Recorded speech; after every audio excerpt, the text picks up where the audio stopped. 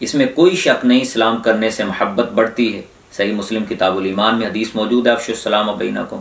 اور پھر شعب الایمان للبہقی حدیث نمبر 8786 ہے کہ سلام میں پہل کرنے والا تکبر سے بری ہوتا ہے۔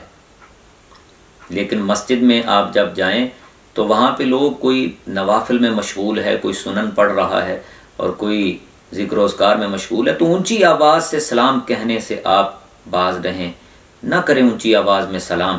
اور پھر اگر کوئی ایسے سلام کرتا ہے تو جو قرآن پڑھنے والا ہے اس کو یا ذکر و اذکار میں مشغول ہے اس کو جواب دینا بھی اس لازم نہیں ہے، ضروری نہیں ہے۔ اور پھر جب کوئی آپ کو سلام پہنچائے کہ بھائی میرا فلاں کو سلام دے دینا، تو جب آپ پر سلام پہنچے آپ کو بتایا جائے تو آپ پہ لازم ہے کہ آپ کہیں علیکہ وعلیہ السلام، علیکہ وعلیہ السلام۔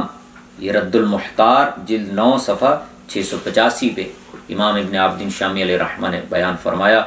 اور پھر جب کوئی آپ کے ذریعے سلام بھیجے کہ میرا فلاں کو سلام کہنا، تو آپ پہ لازم ہے کہ آپ اس تک سلام پہنچائیں، اگر نہیں پہنچائیں گے تو آپ گناہ گار ہوں۔